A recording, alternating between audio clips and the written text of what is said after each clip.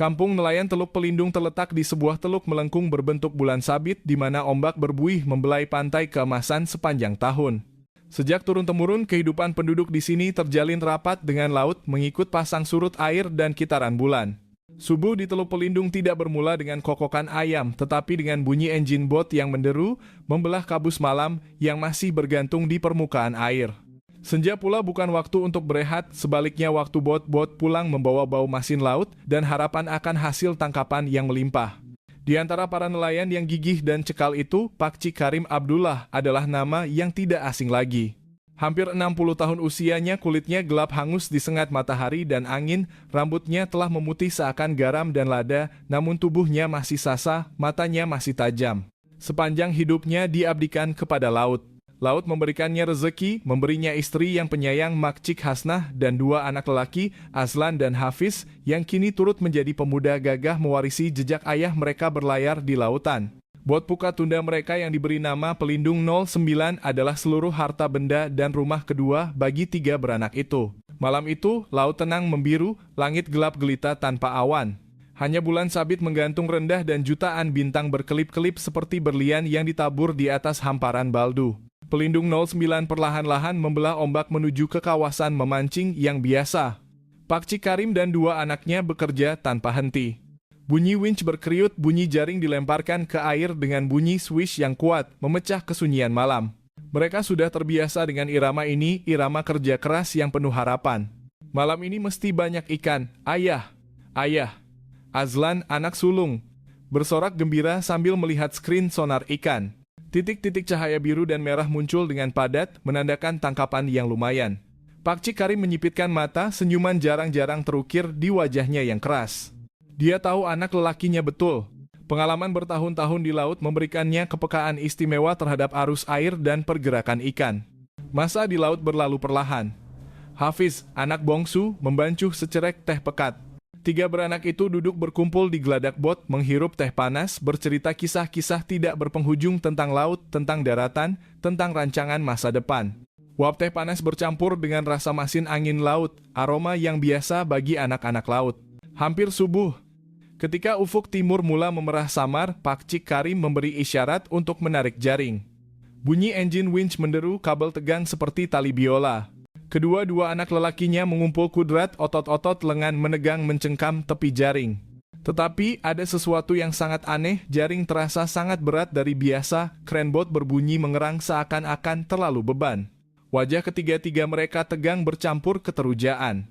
Tangkapan besar seperti ini pasti dapat membantu mereka melangsaikan banyak hutang di rumah. Berat sangat, mesti beribu-ribu ekor ikan nih, ayah. Hafiz tercungap-cungap, bajunya lencun peluh. Pakcik Karim tidak berkata apa-apa, matanya terpaku pada permukaan laut di mana jaring perlahan-lahan ditarik naik. Air laut bergelora, berbuih putih. Tetapi, bukannya ribuan ikan keperakan yang menggelepar dalam jaring, sebuah bongkah hitam yang berombak-ombak perlahan-lahan muncul. Bau busuk yang menusuk hidung, berbeza sekali dengan bau hanyir ikan segar. Menerpa mereka, bau reput, bau lumpur, dan sesuatu yang tidak dapat dinamakan. Apa benda nih? Azlan bersuara. Suaranya serak. Jaring sudah sampai ke permukaan air. Dan kemudian, ketiga-tiga beranak itu terdiam kaku. Seluruh tubuh mereka terasa sejuk, darah dalam urat seakan membeku. Itu bukan ikan, itu bukan tangkapan yang lumayan. Tersusun dalam jaring yang koyak rabak di antara rumpai laut dan lumpur adalah puluhan objek bulat berwarna putih gading. Mereka berlaga sesama sendiri, menghasilkan bunyi klak-klak yang menyeramkan dalam kesunyian pagi yang menyesakkan. Dengan 2 rongga mata yang dalam dan kosong, mereka seolah-olah serentak merenung orang-orang yang telah membangunkan mereka dari tidur panjang di dasar lautan. Itu adalah tengkorak manusia, lebih daripada 30 buah. Rasa mual naik ke kerongkong. Hafiz cepat-cepat memalingkan muka, muntah-muntah ke laut. Azlan berdiri terpaku, matanya terbeliak luas, tidak percaya dengan apa yang dilihatnya. Hanya Pakcik Karim, selepas seketika tergamam. Yang pertama kembali tenang. Dengan suara yang menggeletar tetapi tegas, dia memerintahkan, tarik semua naik ke geladak, berhati-hati jangan sampai jatuh satupun. Jaring maut itu diletakkan di geladak bot. Tengkorak-tengkorak itu bergelimpangan di sana-sini. Beberapa masih melekat sisa rambut nipis yang diselaputi lumpur. Udara terasa pekat dengan kesunyian dan bau kematian. Matahari telah terbit dari ufuk, mewarnai seluruh lautan dengan warna merah. Tetapi bagi 3 beranak Pakcik Karim, cahaya subuh hari ini tidak membawa kehangatan, sebaliknya hanya membawa kengerian yang teramat sangat. Berita tentang jaring tengkorak manusia merebak lebih cepat daripada ombak laut. Apabila Pelindung 09 berlabuh, seluruh kampung nelayan telah keluar membanjiri jeti. Bisikan perbincangan, pandangan ingin tahu bercampur ketakutan tertumpu pada bot itu. Kampung nelayan Teluk Pelindung yang biasanya damai, sepanjang tahun hanya kedengaran bunyi ombak dan gelak ketawa nelayan, tiba-tiba diselimuti suasana muram dan tegang. Pakcik Karim tidak berkata sepatah pun, wajahnya keras. Dia tahu ini bukan lagi urusan keluarganya. Dia segera berlari ke balai polis kampung, tidak jauh dari jeti, untuk melaporkan seluruh kejadian seram yang baru dialaminya. Sebuah kes yang mengerikan, rahasia gelap yang tersembunyi jauh di dasar laut baru saja mula terbongkar. Balai Polis Kampung Teluk Pelindung. Sebuah bangunan kecil 1 tingkat yang terletak di bawah pokok ru, tiba-tiba menjadi sesak dan sibuk luar biasa. Ketua Polis Kampung Encik Johari, seorang lelaki pertengahan umur dengan kulit sawo matang yang menjadi ciri khas penduduk pantai, mondar-mandir di dalam bilik, dahinya berpeluh. Dia telah mendengar laporan Pakcik Karim dan telah menyaksikan sendiri kejadian di Geladak Pelindung 09. Lebih 20 tahun dalam perkhidmatan, dia telah menghadapi pelbagai kes, tetapi kes dengan skala dan sifat yang mengerikan seperti ini memang pertama kali. Lebih 30 tengkorak diangkat dari laut, ini bukan kemalangan tunggal. Ini adalah petanda tragedi jenayah berskala besar yang tidak berani dibayangkannya. Kes itu cepat dilaporkan ke Ibu Pejabat Polis Daerah dan kemudian ke Ibu Pejabat Polis Negeri. Sifatnya yang sangat serius telah melampaui kemampuan pasukan tempatan. Hanya beberapa jam kemudian, arahan dari Ibu Pejabat Polis di Raja Malaysia dikeluarkan membentuk satu pasukan penyiasatan khas mengumpulkan pegawai-pegawai terbaik untuk menyelesaikan kes itu. Orang yang diberi tanggung jawab mengetuai pasukan penyiasatan ini adalah Major Letnan Azman Shah. Azman Shah adalah nama yang tidak asing lagi dalam bidang kepolisan. Baru berusia awal 30-an, beliau terkenal dengan pemikiran tajam, kemampuan analisis logik dan kepekaan istimewa terhadap jenayah. Berbadan tinggi dan kurus, wajahnya bergaris tajam dan matanya sentiasa memancarkan pandangan yang mendalam. Azman Shah mempunyai penampilan yang agak keras, tetapi memancarkan kepercayaan mutlak. Beliau telah berjaya menyelesaikan banyak kes sukar, kes-kes yang seolah-olah menemui jalan buntu. Apabila kendaraan khas yang membawa Major Letnan Azman Shah dan pasukannya tiba di kampung nelayan Teluk Pelindung, suasana di sana sudah terasa pekat. Jeti tempat Pelindung 09 berlabuh telah disekat dengan pita kuning. Penduduk kampung yang ingin tahu berdiri jauh sambil berbisik-bisik. Kisah-kisah seram, habar angin yang mengerikan mula tersebar. Major Letnan Azman Shah keluar dari kereta, udara masin laut segera memenuhi paru-parunya. Beliau memandang sekeliling kampung yang damai, penduduk yang jujur, semuanya seolah-olah tidak sesuai dengan tragedi yang baru berlaku.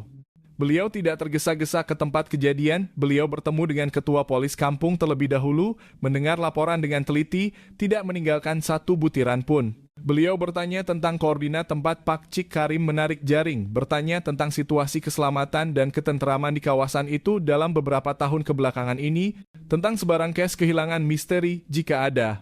Selepas mendapatkan maklumat awal, Major Letnan Azman Shah bersama pasukannya barulah bergerak ke jeti. Bot Pelindung 09 terdiam di permukaan air. Di geladak bot, pakar forensik dengan pakaian perlindungan putih sudah berada di sana, sedang berhati-hati menomborkan dan mengumpul setiap tengkorak. Azman Shah melangkah naik ke bot, bau kematian yang menusuk hidung, walaupun sudah berkurangan, masih membuat orang merasa mual. Beliau memakai sarung tangan. Dengan berhati-hati memegang sebuah tengkorak. Ia telah direndam di dalam air laut untuk jangka masa yang lama, permukaan tulang telah terhakis, diselaputi teritip dan organisme laut kecil. Bagaimana keadaannya? Beliau bertanya kepada seorang pakar forensik yang lebih tua. Major Letnan, secara awal semua adalah tengkorak manusia dewasa, termasuk lelaki dan wanita. Berdasarkan tahap kalsifikasi dan hakisan air laut, kemungkinan ia telah berada di dasar laut sekurang-kurangnya beberapa tahun, mungkin 5-6 tahun atau lebih lama. Sangat sukar untuk mengenal pasti identiti dengan segera. Azman Shah mengangguk, matanya termenung memandang lautan luas. Tempat penemuan tengkorak ini adalah tempat kejadian pertama, titik permulaan setiap petunjuk. Saya mau seluruh kawasan laut tempat bot ini menarik jaring disekat, beliau memerintahkan seorang bawahannya. Sediakan segera pasukan penyelam profesional dari polis marin. Kita perlu mencari di dasar. Saya percaya sisa-sisa tulang masih ada di sana. Perintah itu dilaksanakan segera. Sebuah kawasan laut yang luas disekat. Bot-bot polis marin berlegar-legar menghalang sebarang kapal daripada memasuki kawasan itu. Sebuah pasukan penyelam terbaik dilengkapi dengan peralatan modern telah dihantar. Namun, kerja pencarian menghadapi banyak kesukaran. Kawasan penemuan tengkorak adalah kawasan laut yang agak dalam, dasar laut pula tidak rata, tetapi banyak terdapat terumbu karang.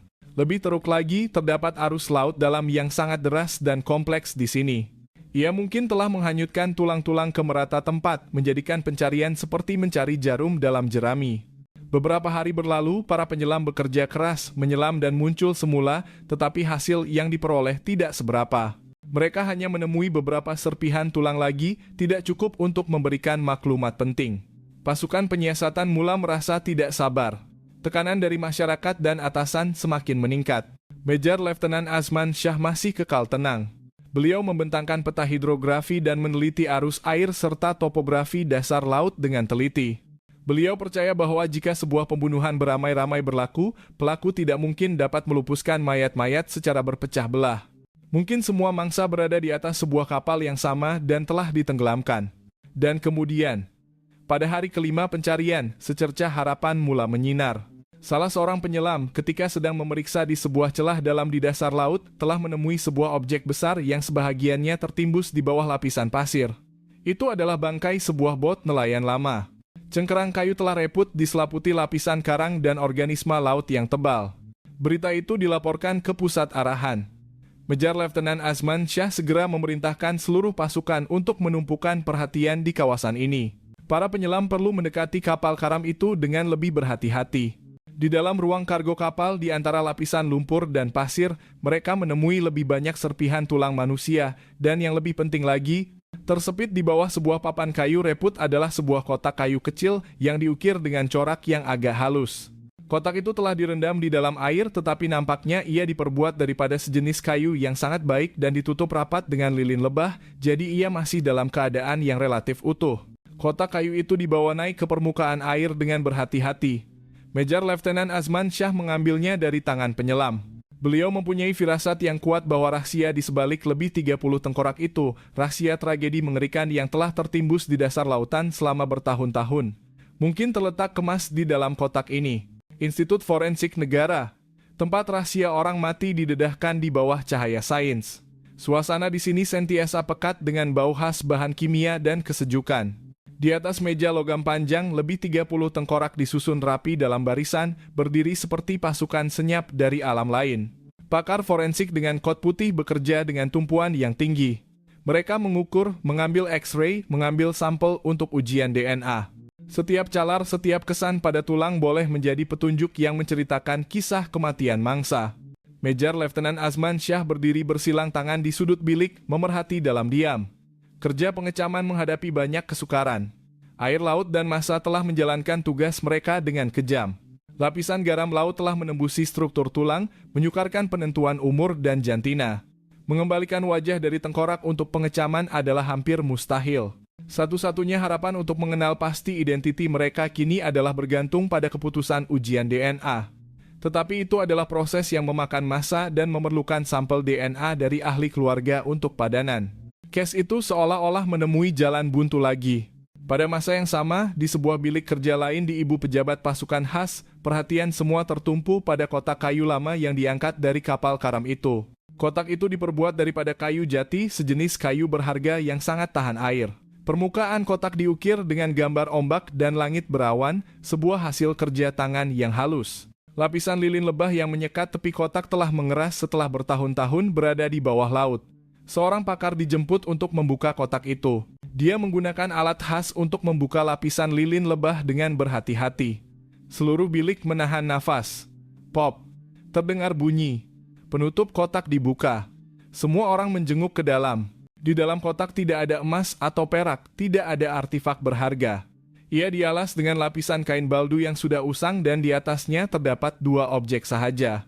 Objek pertama adalah sebuah buku catatan kecil, kulitnya telah basah, halaman-halamannya melekat erat dan berwarna kuning keperangan. Objek kedua adalah seutas kalung, loketnya adalah sekeping jad hijau yang diukir menjadi bentuk ikan koi. Jet itu masih mengekalkan kilauannya, seolah-olah tidak terjejas oleh massa dan air laut.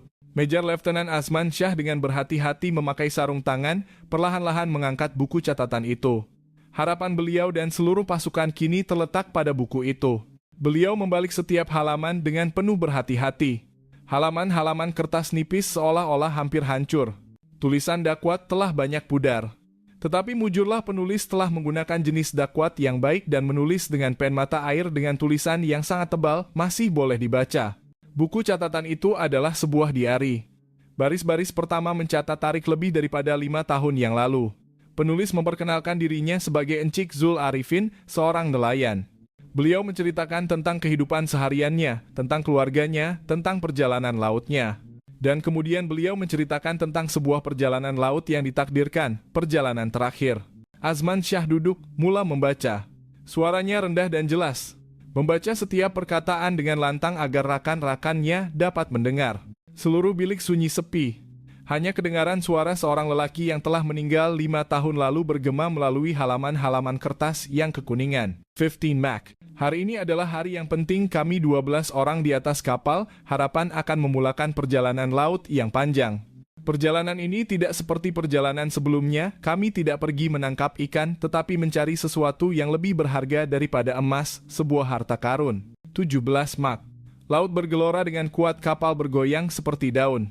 Tetapi tiada seorang pun di antara kami yang gentar, semua percaya pada kemudi Kapten Razak. Beliau adalah orang yang paling berpengalaman, orang yang telah menemui peta lama yang membawa kami ke sini. 20 Mac. Kami telah sampai. Mengikut peta, harta karun itu terletak di bangkai kapal dagang lama yang karam ratusan tahun yang lalu. Kami telah menyelam. Ya Allah, memang benar. Peti-peti kayu berisi seramik, duit shilling lama, seluruh kekayaan. Semakin membaca wajah Major Letnan Azman Shah dan pasukannya semakin serius, ini bukan diari seorang nelayan biasa. Ini adalah diari seorang pencari artifak haram. 22 Mac. Kami dalam perjalanan pulang, hati gembira tak terhingga. Semua mengimpikan kehidupan mewah. Tetapi ada sesuatu yang pelik, Kapten Razak kelihatan sangat tegang. Dia sentiasa memandang ke laut seolah-olah sedang menunggu sesuatu. Dan kemudian, halaman diari terakhir, tulisan tangan yang kabur dan menggeletar seolah-olah ditulis dalam keadaan panik yang teramat sangat. 23 Mac. Bencana telah melanda. Sebuah kapal asing telah mendekati kami. Mereka bukan perompak, mereka adalah orang-orang yang diutus. Kapten Razak, dia sendiri telah mengkhianati kami. Dia telah menjual kami kepada seorang lelaki yang mempunyai tatu naga di lengannya. Sebuah pembunuhan beramai-ramai. Darah di mana-mana. Saya sempat menyembunyikan diari ini dan kalung pemberian istri saya di dalam kotak ini. Berharap suatu hari nanti seseorang akan menemuinya. Ya Tuhan, selamatkanlah kami. Balaslah dendam kami. Baris-baris terakhir dakwat telah pudar, tidak dapat dibaca lagi. Mungkin Encik Zul Arifin tidak sempat menulis lagi. Bilik itu sunyi sepi. Kisah mengerikan tentang pengkhianatan dan pembunuhan beramai-ramai telah dihidupkan semula dengan jelas. Lebih 30 tengkorak itu kini mempunyai penjelasan. Mereka bukan mangsa kemalangan tetapi mangsa pembunuhan bersiri, rompakan yang terancang. Dan di hari ini ia bukan hanya wasiat seorang yang telah meninggal, ia juga adalah dakwaan yang jelas menuding jari kepada penjenayah. Major Letnan Azman Shah dengan berhati-hati menutup diari itu, matanya memancarkan sinar ketetapan. Beliau telah mengetahui nama mangsa pertama, Encik Zul Arifin. Beliau telah mengetahui nama suspek pertama, Kapten Razak. Dan beliau mempunyai ciri pengenalan penting penjenayah, tatu naga di lengan. Siasat segera rekod, suara Azman Shah bergema, memecah kesunyian. Cari semua maklumat tentang seseorang bernama Encik Zul Arifin, nelayan yang dilaporkan hilang kira-kira 5 tahun yang lalu. Pada masa yang sama, cari maklumat tentang seseorang bernama Razak, juga seorang nelayan yang mungkin terlibat. Kes itu telah menemui kejayaan. Diari yang menghantui itu telah menjadi kunci. Sebuah kunci untuk membuka pintu masa lalu. Untuk menyeret syaitan itu ke cahaya. Kandungan diari itu telah dipulihkan dan dicatat semula dengan teliti oleh para pakar. Setiap ayat, setiap perkataan Encik Zul Arifin, walaupun telah pudar dek air laut, kini muncul dengan jelas seperti rekaman video perlahan tentang hari-hari terakhir sekumpulan nelayan Malang. Itu adalah kisah tentang harapan, ketamakan, pengkhianatan, dan kematian. Pasukan khas duduk berkumpul di bilik mesyuarat. Di skrin besar, halaman-halaman diari dipaparkan.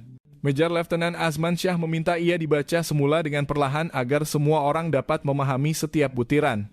Suara seorang pegawai penyiasat bergema dengan nada yang rata, tetapi setiap perkataan yang diucapkan mempunyai berat yang menakutkan. Diari itu bermula dengan kata-kata yang penuh optimisme. Zul menceritakan tentang Kapten Razak, seorang kawan rapat, seorang pelaut ulung di kampung yang secara kebetulan memperoleh sebuah peta lama ketika membeli peralatan memancing terpakai. Peta itu menunjukkan lokasi sebuah kapal dagang yang karam pada zaman Kesultanan Melayu Melaka, membawa banyak tembikar dan harta benda. Sebuah impian untuk mengubah nasib terbentang di hadapan mereka. Razak telah mengumpulkan sekumpulan lebih 30 nelayan, kawan-kawan dan sanak saudara terdekat, orang-orang yang dia percayai sepenuhnya untuk bersama-sama melaksanakan perjalanan rahasia ini. Mereka mengumpul uang untuk membeli makanan, bahan bakar, menyediakan peralatan menyelam yang ringkas, lalu senyap-senyap belayar di atas kapal harapan. Mereka memberitahu keluarga bahwa ini adalah perjalanan laut yang panjang untuk menangkap ikan di laut dalam. Zul menggambarkan suasana yang bersemangat, teruja apabila kapal itu meninggalkan jeti. Semua orang percaya bahwa selepas perjalanan ini, hidup mereka akan beralih ke lembaran baru. Mereka tidak perlu lagi hidup dalam kemiskinan dan ketidakpastian. Mereka akan dapat membina rumah baru, anak-anak mereka akan dapat belajar dengan baik. Halaman-halaman seterusnya mencatat perjalanan mereka yang penuh kesukaran. Mereka terpaksa menghadapi ribut ganas, ombak setinggi bangunan yang seolah-olah ingin menelan kapal itu. Tetapi dengan pengalaman dan keberanian, mereka berjaya mengatasi semua cabaran. Zul menulis, lautan mungkin ganas tetapi tidak dapat memadamkan api harapan di hati kami. Kemudian tiba saat mereka menemui kapal karam itu, Zul menggunakan kata-kata yang paling indah untuk menggambarkan pemandangan di dasar laut. Bangkai kapal purba itu terdiam dalam air biru jernih, diselimuti terumbu karang dan kawanan ikan berwarna-warni. Beliau dan rakan-rakannya bergilir-gilir menyelam, berhati-hati mengangkat peti-peti kayu yang telah reput. Apabila tembikar biru putih, duit siling timah yang masih utuh dibawa naik, seluruh kapal meledak dengan kegembiraan. Mereka telah berjaya, harta karun itu benar-benar wujud. Tetapi kegembiraan itu tidak bertahan lama, kemuraman mula menyelinap masuk ke halaman-halaman terakhir diari. Zul perasan perubahan pada Kapten Razak, kawannya yang rapat tiba-tiba menjadi pendiam dan kurang bercakap. Dia sering berdiri seorang diri di hadapan kapal, memandang jauh ke laut, tangannya tidak lepas dari walkie-talkie. Zul telah bertanya tetapi Razak hanya menepis, mengatakan dia risau tentang perjalanan pulang. Dan kemudian halaman terakhir, halaman diari yang berlumuran darah. Tulisan tangan Zul menjadi menggeletar, panik. Dia menulis bahwa sebuah kapal besi besar tanpa bendera tiba-tiba muncul dan menyekat laluan mereka. Dari atas kapal, sekumpulan orang asing bersenjata lengkap melompat ke kapal mereka. Ketua kumpulan itu adalah seorang lelaki besar, berwajah bengis dengan tatu naga melilit di lengan kanannya. Yang paling mengerikan bukanlah kemunculan perompak tetapi sikap Kapten Razak. Dia tidak melawan sama sekali. Dia berdiri di sana menunduk di hadapan lelaki bertatu naga itu seperti seorang hamba di hadapan tuannya. Pengkhianatan. Pengkhianatan yang tidak dapat dipercayai, Zul menulis dalam keputusasaan. Razak sendiri yang membawa mereka ke sini. Peta itu, perjalanan itu, semuanya hanyalah perangkap. Kami telah ditipu. Pertarungan yang tidak seimbang berlaku. Nelayan-nelayan yang hanya bersenjatakan pisau dan alat-alat kerja ringkas berani melawan penjenayah yang dilengkapi senjata modern. Tetapi itu adalah pembunuhan beramai-ramai. Zul menggambarkan pemandangan mengerikan itu, bunyi tembakan yang memekakan telinga, jeritan kesakitan, dan darah yang membanjiri seluruh kawasan laut. Rakan-rakannya, orang-orang yang baru semalam masih ketawa gembira, kini jatuh satu persatu. Dalam kekecohan itu, Zul menyadari dia tidak dapat bertahan hidup. Dia hanya mempunyai satu pemikiran, harus meninggalkan kebenaran. Dia segera berlari ke kabin mengambil kotak kayu paling berharga miliknya, hadiah yang diberikan istrinya untuk dia menyimpan barang-barang penting. Dia menyumbat diari dan kalung kenangan itu ke dalam, menutup rapat penutupnya, lalu melemparkannya melalui tingkap sebelum mereka menyerbu masuk. Itu adalah tindakan terakhirnya. Baris terakhir adalah sebuah sumpah seranah, balaslah dendam kami. Kisah itu berakhir. Seluruh bilik mesyuarat sunyi sepi. Setiap orang merasa seram sejuk menjalar di tulang belakang. Kekejaman jenayah, kejahatan hati manusia terdedah dengan jelas. Case itu kini lebih jelas daripada sebelumnya. Ini bukan kemalangan, bukan juga rompakan laut biasa. Ini adalah pembunuhan, rompakan terancang yang dirancang dengan teliti. Pelaku bukan hanya orang-orang yang bertindak secara langsung, tetapi juga pengkhianat dari dalam. Major Letnan Azman Shah berdiri dan berjalan ke papan putih. Beliau mengambil pen dan menulis dua nama di sana, Encik Zul Arifin, Mangsa, dan Razak, suspek utama. Di sebelah nama Razak, beliau melukis tanda soal besar. Seterusnya, beliau menulis ciri pengenalan. Tatu naga. Tugas kita sekarang ada dua arah utama, katanya dengan tegas menarik semua orang keluar dari lamunan mereka. Pertama, cari keluarga Encik Zul Arifin untuk mengesahkan maklumat dalam diari, terutamanya kalung itu. Kedua, cari Razak. Dia adalah mata rantai paling penting. Jika apa yang ditulis Zul itu benar, dia bukan sahaja pengkhianat tetapi juga rakan sejenayah dalam pembunuhan beramai-ramai ini. Dan kemungkinan besar dia masih hidup mewah di atas darah kawan-kawannya. Seluruh pasukan penyiasatan segera mula bekerja. Tirai misteri telah separuh terangkat, separuh lagi yang lebih gelap dan kotor menunggu mereka di hadapan. Mencari keluarga Encik Zul Arifin tidaklah terlalu sukar. Berdasarkan rekod laporan kehilangan, para penyiasat dengan cepat mengenal pasti alamat keluarganya di sebuah kampung kecil di daerah sebelah, tidak jauh dari kampung nelayan Teluk Pelindung. Major Letnan Azman Shah memutuskan untuk pergi sendiri bertemu mereka. Beliau tahu ini akan menjadi pertemuan yang menyakitkan, tetapi ia adalah langkah yang perlu untuk mengesahkan petunjuk dan untuk mendapatkan keadilan bagi orang yang telah meninggal. Rumah keluarga Zul terletak jauh di dalam sebuah lorong kecil. Ia adalah sebuah rumah kampung satu tingkat yang sederhana, atap gentingnya telah diselimuti lapisan lumut hijau masa. Ketika Major Letnan Azman Shah dan seorang pegawai penyiasat wanita masuk, seorang wanita berusia sekitar 40-an, kurus, wajahnya bergaris dalam dengan kedutan kepayahan, keluar menyambut mereka. Itu adalah Puan Aisyah, istri Zul.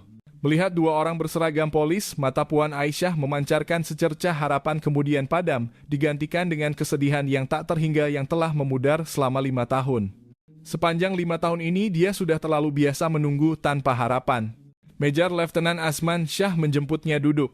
Beliau memulakan perbualan dengan berhati-hati. Beliau tidak terus menceritakan tentang penemuan mayat itu. Beliau tidak mahu menyebabkan kejutan yang terlalu besar. Beliau hanya mengatakan bahwa pasukan penyiasatan sedang menyiasat kes lama dan mempunyai beberapa maklumat berkaitan dengan suaminya, Encik Zul Arifin, yang telah hilang 5 tahun yang lalu. Mendengar nama suaminya, mata Puan Aisyah berkaca-kaca.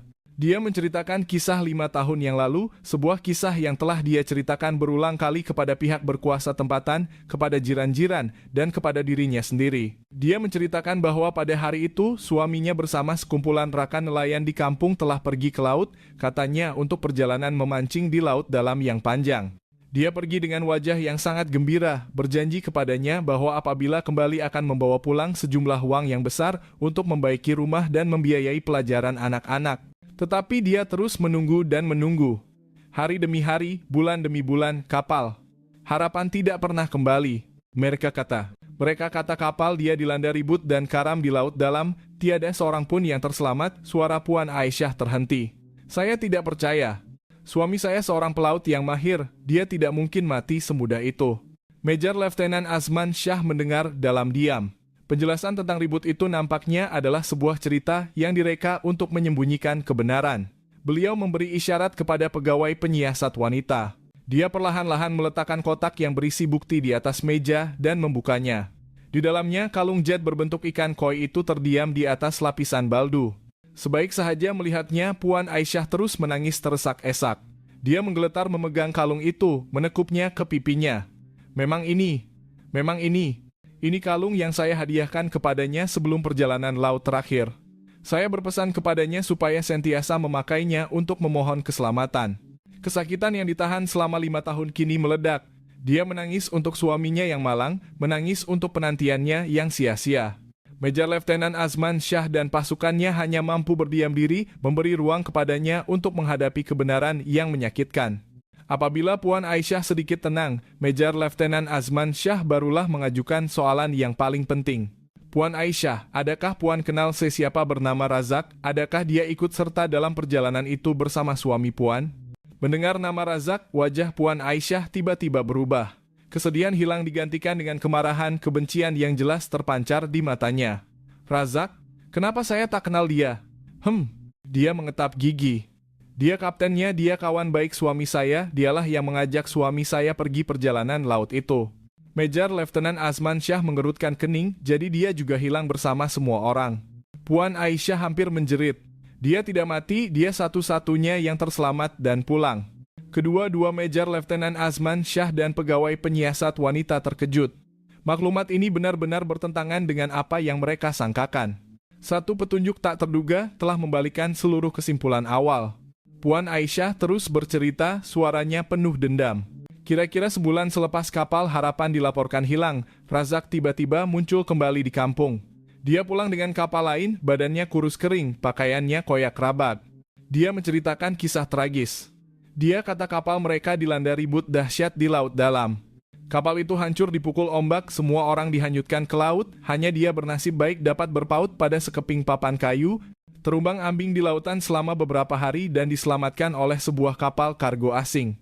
Dia datang ke rumah saya, melutut menangis, Puan Aisyah bercerita, tangannya digenggam erat. Dia kata dia bersalah karena tidak dapat menyelamatkan suami saya dan semua orang. Pada masa itu, kami semua percaya kepadanya. Kami malah bersimpati dengannya, satu-satunya yang terselamat selepas tragedi itu. Tapi kemudian segalanya berubah. Berubah bagaimana, Puan? Major Letnan Azman Shah bertanya dengan segera. Hanya beberapa bulan kemudian dia tiba-tiba menjadi kaya dengan cepat. Dia membeli kapal besar, membina rumah besar, dia kata sebab menang loteri. Tapi mana mungkin kebetulan begitu?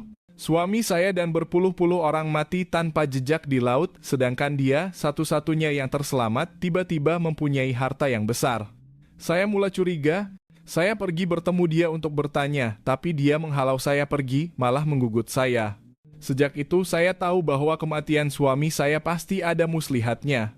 Keterangan Puan Aisyah bagaikan sekeping teka-teki penting yang tiba-tiba muncul dan menjadikan gambaran jenayah itu lebih jelas dari sebelumnya. Satu-satunya yang terselamat, kekayaan luar biasa. Penjelasan yang penuh lubang. Segala syak wasangka kini tertumpu kepada Razak. Major Letnan Azman Shah berdiri, beliau memandang Puan Aisyah dengan pandangan penuh simpati tetapi juga sangat tegas. Puan jangan risau, kami berjanji akan menyiasat hingga ke akar umbi, akan mendapatkan keadilan semula bagi suami Puan dan orang-orang yang telah meninggal.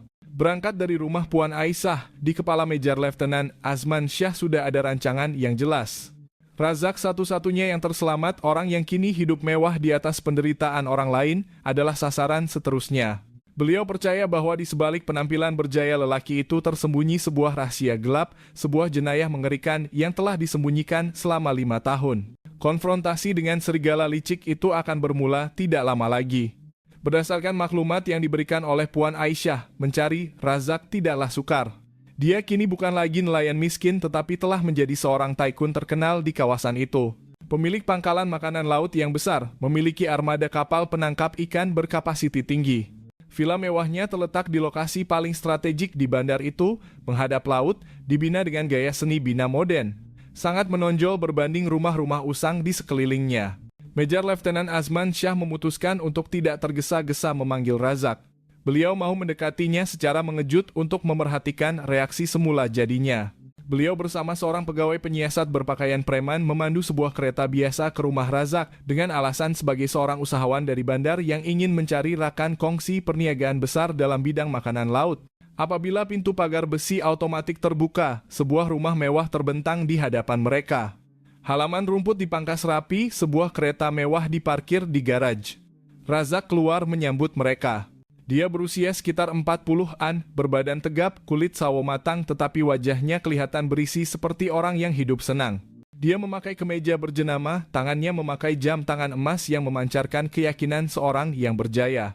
Tiada lagi kesan seorang nelayan miskin yang bernasib baik terselamat selepas tragedi. Melihat dua tetamu asing itu, Razak sedikit berhati-hati, tetapi apabila Azman Shah memperkenalkan diri sebagai rakan niaga, wajahnya segera ceria, digantikan dengan senyuman mesra dan formal. "Silakan masuk tuan-tuan, orang dalam industri apa-apa boleh bincang terus terang," katanya dengan suara lantang. Mereka duduk di ruang tamu mewah yang dihiasi dengan perabot mahal. Razak menunjukkan dirinya sebagai orang yang sangat mahir berkomunikasi. Dia berbangga dengan armadanya, tentang kontrak ekspor besar, tentang rangkaian perhubungannya yang luas. Dia bercakap dengan lancar, yakin, tanpa sedikit pun celah. Semasa berbual, Major Letnan Azman Shah tidak henti-henti memerhati, beliau memerhatikan setiap butiran kecil. Dan kemudian sebuah objek di tangan Razak menarik perhatiannya. Itu adalah cincin perak yang dipakai di jari manis. Cincin itu mempunyai rekaan yang agak lama, permukaan cincin diukir dengan bentuk yang sangat istimewa, kelihatan seperti ombak yang bergelombang, tetapi mempunyai garis-garis pelik. Tidak seperti simbol biasa yang lain. Razak nampaknya sangat menyukai cincin ini, dia secara tidak sadar memutarkannya semasa berbual. Selepas bertukar-tukar pandangan tentang perniagaan, Major Letnan Azman Shah berpura-pura secara acuh tak acuh beralih ke topik lain. Dengar cerita Encik Razak ini seorang pelaut yang hebat, pernah terselamat dari ribut besar, ya. Sungguh mengagumkan. Mendengar itu, senyuman di wajah Razak sedikit mengeras, sedikit riak kesedihan sekilas melintas di wajahnya, kesedihan yang dilakonkan dengan sempurna. Kisah lama. Tak perlu diungkit lagi, dia menghela nafas, suaranya perlahan. Itu kenangan pahit. Saya kehilangan semua kawan dan saudara dalam ribut itu. Banyak malam saya masih bermimpi buruk.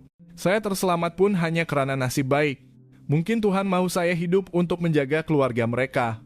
Dia menceritakan kisah ribut itu, sebuah kisah yang telah disisip dengan sempurna selama bertahun-tahun, menjadi sangat logik dan menyentuh hati. Dia menceritakan tentang ombak setinggi bangunan, tentang bunyi angin menderu, tentang ketidakberdayaan manusia di hadapan kemarahan alam. Dia menceritakan tentang kapal yang hancur, tentang bagaimana dia coba menyelamatkan kawan-kawannya tetapi tidak dapat. Akhirnya dia mengakhiri kisah itu dengan nada penuh penyesalan dan penderitaan. Kalaulah saya boleh mati menggantikan mereka. Terselamat seorang diri membawa penyesalan ini memang satu hukuman. Keterangan Razak tidak mempunyai sebarang celah. Kisah itu diceritakan dengan lancar, emosi ditunjukkan dengan tulus. Jika orang biasa, pasti akan percaya dan bersimpati dengan nasibnya. Tetapi Major Letnan Azman Shah tidak. Dengan pengalaman sebagai penyiasat, beliau mengenali kepalsuan dalam setiap perkataan, setiap gerak-geri Razak. Kesedihannya kelihatan terlalu dramatik, penderitaannya kelihatan terlalu mudah dipamerkan. Seseorang yang benar-benar melalui tragedi seperti itu, biasanya tidak akan mahu mengungkitnya secara terperinci dan mendalam sebegitu. Mereka akan mengelak atau menceritakannya dengan terputus-putus penuh kesakitan. Pertemuan itu berakhir, Major Letnan Azman Shah dan pasukannya meninggalkan Villa Razak. Macam mana, Major Letnan? Tanya pegawai penyiasat. Lelaki ini sangat pandai berlakon. Sebuah lakonan yang semakin sempurna, semakin banyak yang perlu disembunyikan, jawab Azman Shah, matanya masih memandang ke arah villa itu. Kisah dia tiada celah, tetapi kesempurnaan itu sendiri adalah celah terbesar. Dan cincin itu, ia pasti mempunyai makna istimewa. Keterangan Razak bukan sahaja tidak mengurangkan keraguan, malah semakin menguatkan keyakinan Major Letnan Azman Shah bahwa dia adalah mata rantai paling penting dalam case itu. Di sebalik penampilan yang berjaya, di sebalik kisah tragis yang direka dengan teliti, tersembunyi kebenaran yang sama sekali berbeza, kebenaran yang Razak sedang coba kuburkan dengan segala cara. Beliau tahu bahwa untuk memecahkan penyamaran serigala licik ini, beliau memerlukan bukti yang lebih tajam, serangan yang lebih mengejutkan. Dan beliau percaya bahwa cincin misteri itu adalah titik permulaan. Kembali ke ibu pejabat, image cincin di tangan Razak terus menghantui pikiran Major Letnan Azman Shah. Beliau telah melakar semula ukiran di permukaan cincin itu dengan seberapa terperinci yang mungkin. Itu bukan lukisan biasa. Ia mempunyai simetri, mempunyai garis-garis simbolik. Beliau mempunyai firasat bahwa ia bukan barang kemas biasa tetapi sebuah tanda, sebuah lencana milik sebuah organisasi tertentu. Beliau segera menghubungi unit khas PDRM yang bertanggung jawab menangani jenayah terancang dan kumpulan kongsi gelap. Beliau menghantar lakaran itu dan meminta mereka menyemak dalam pangkalan data tentang simbol-simbol kumpulan jenayah yang telah dibongkar atau sedang dalam pemerhatian. Sementara menunggu keputusan, pasukan khas tidak duduk diam. Sebuah pasukan penyiasat ditugaskan untuk memantau setiap pergerakan Razak. Sebuah pasukan lain mula menyemak semula semua hubungan sosial, semua transaksi keuangannya sepanjang 5 tahun lalu sejak dia tiba-tiba menjadi kaya. Beberapa hari kemudian, sebuah panggilan telepon dari Kuala Lumpur diterima. Orang di hujung talian adalah seorang senior asisten komisioner SAC, seorang pakar terkemuka dalam kriminologi. Azman, awak dah jumpa sesuatu yang sangat menarik. Suara SAC itu kedengaran teruja. Simbol yang awak hantar kepada kami, ia tidak tergolong dalam mana-mana kumpulan kongsi gelap yang kami sedang pantau. Major Letnan Azman Shah merasa sedikit kecewa, tetapi SAC itu menyambung, ia bagaimanapun sepadan dengan sebuah simbol yang kami temui dalam sebuah case penyeludupan artifak rentas negara beberapa tahun lalu. Sayangnya, case itu menemui jalan buntu karena kekurangan bukti. Maklumat ini seperti arus elektrik yang mengalir di tubuh Azman Shah. Artifak penyeludupan. Kedua-dua kata kunci ini sepenuhnya sepadan dengan apa yang tertulis dalam diari Encik Zul Arifin. Syekh itu menjelaskan lagi simbol ombak bergelombang itu adalah lambang sebuah organisasi jenayah bernama Naga Laut. Ini adalah rangkaian jenayah yang beroperasi dengan sangat licik dan rahasia, menyeludup artefak yang diangkat secara haram dari kapal karam di sepanjang perairan Asia Tenggara. Mereka mempunyai rangkaian besar dari nelayan yang diupah untuk mencari, penyelam profesional hinggalah pakar penilaian dan saluran penjualan di luar negara. Ciri khas organisasi ini SAC itu menekankan adalah mereka sering merekrut ahli dari kalangan nelayan atau orang yang berpengalaman di laut. Mereka memanfaatkan pengetahuan mereka tentang arus, tentang laut untuk melaksanakan aktiviti haram. Cincin itu ia seperti lencana, tanda pengenalan di antara ahli peringkat tinggi dalam organisasi. Perbualan berakhir tetapi dalam pikiran Major Lieutenant Azman Shah, segala-galanya seolah-olah telah menjadi jelas. Beliau telah memahami semuanya. Case ini bukan sekadar case rompakan dan pembunuhan yang disebabkan oleh ketamakan semata-mata. Ia mempunyai skala yang jauh lebih besar. Perjalanan Encik Zul Arifin dan rakan-rakannya bukan pencarian harta karun secara kebetulan. Kemungkinan besar mereka secara tidak sengaja memasuki wilayah organisasi Naga Laut. Atau lebih teruk lagi, mereka secara tidak sengaja mengangkat sebuah artefak yang sangat berharga yang sedang diburu oleh organisasi ini. Dan Razak pastinya bukan nelayan biasa. Dia adalah ahli naga laut serigala berbulu domba yang disusup masuk ke dalam kumpulan. Dia telah menyalahgunakan kepercayaan rakan-rakannya, mencipta cerita palsu tentang peta lama untuk membawa mereka ke dalam perangkap maut. Pembunuhan beramai-ramai yang berlaku selepas itu bukanlah rompakan, tetapi pembersihan, tindakan menutup mulut oleh sebuah organisasi jenayah profesional. Lelaki bertatu naga di lengan itu pastinya juga ahli organisasi ini. Kekayaan Razak selepas itu bukan disebabkan oleh kemenangan loteri tetapi ganjaran yang diterimanya dari organisasi setelah menyelesaikan tugas. Dia telah menukarkan nyawa lebih 30 rakan untuk kemewahan dan kekayaan pribadi. Gambaran jenayah kini hampir lengkap dengan warna-warna paling gelap dan menjijikkan. Ia bukan sahaja kisah tentang ketamakan individu tetapi juga kisah tentang rangkaian jenayah berskala besar bersedia melakukan apa sahaja untuk mencapai tujuan. Major Lieutenant Azman Shah memanggil mesyuarat tergempar. Beliau membentangkan semua penemuan baru. Suasana di bilik mesyuarat menjadi tegang. Semua orang menyadari bahwa lawan mereka bukan beberapa penjenayah tunggal tetapi seluruh organisasi dengan struktur yang kukuh. Tugas kita sekarang bukan sahaja menangkap Razak, Azman Shah berkata dengan tegas, menarik semua orang keluar dari pikiran mereka yang kabur. Tetapi untuk memusnahkan seluruh organisasi naga laut ini. Razak adalah pintu untuk kita masuk ke sarang mereka. Kita perlu memantaunya dengan lebih rapat. Saya percaya cepat atau lambat dia akan menghubungi rakan sejenayahnya dan pada masa itulah kita akan melancarkan tangkapan. Operasi itu telah dinaikkan ke tahap yang baru. Dari case pembunuhan yang mengerikan, ia telah menjadi pertempuran sebenar dengan sebuah organisasi jenayah rentas negara. Dan Razak, pengkhianat itu, kini telah menjadi mangsa tanpa menyadari bahwa jaring undang-undang perlahan-lahan mengetatkan cengkaman di sekelilingnya. Rancangan memerangkap dijalankan secara senyap dan rahasia. Razak sama sekali tidak tahu bahwa setiap tindakan, setiap panggilan, setiap pertemuan dengannya berada di bawah pemerhatian pasukan khas.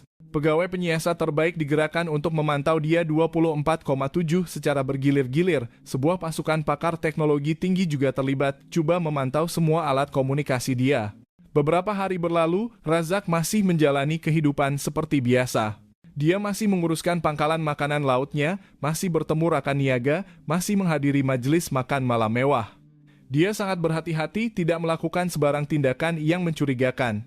Nampaknya selepas pertemuan dengan usahawan Azman Shah, dia menjadi sedikit berhati-hati, tetapi Major Lieutenant Azman Shah tidak tergesa-gesa. Beliau tahu seekor serigala licik sekalipun pasti akan terserlah belangnya suatu hari nanti. Beliau bersabar menunggu, dan kemudian peluang itu tiba. Pada suatu petang, ketika senja mula berlabuh, pasukan penyiasat melaporkan bahwa Razak telah memandu keluar dari rumah seorang diri, tetapi dia tidak menuju ke arah bandar atau kawasan hiburan, sebaliknya menuju ke sebuah jeti.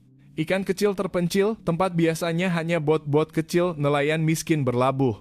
Major Lieutenant Azman Shah segera mengarahkan pasukan penyiasat untuk mengekorinya tetapi harus menjaga jarak yang selamat. Beliau mempunyai firasat bahwa ini adalah pertemuan penting.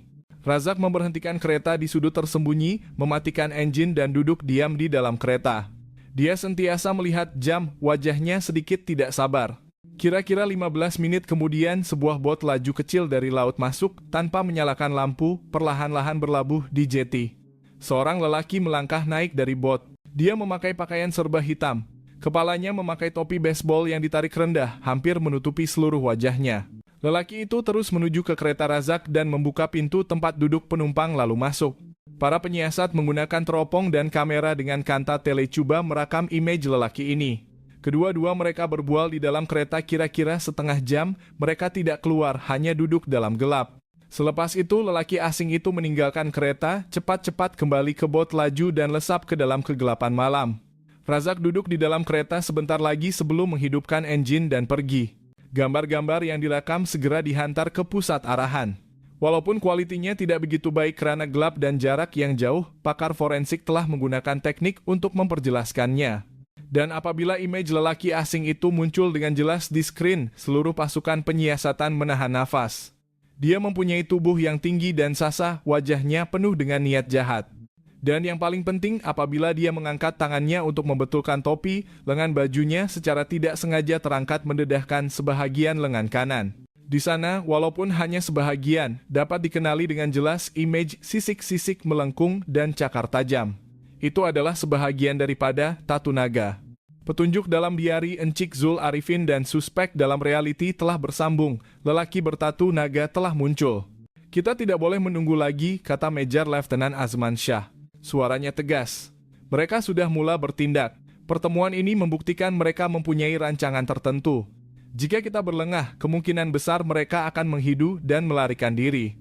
Arahan tangkap segera terhadap Razak dan individu bertatu naga itu perlu dilaksanakan serta-merta. Rancangan penangkapan digariskan dengan pantas. Pasukan polis gerak khas digerakkan untuk membantu.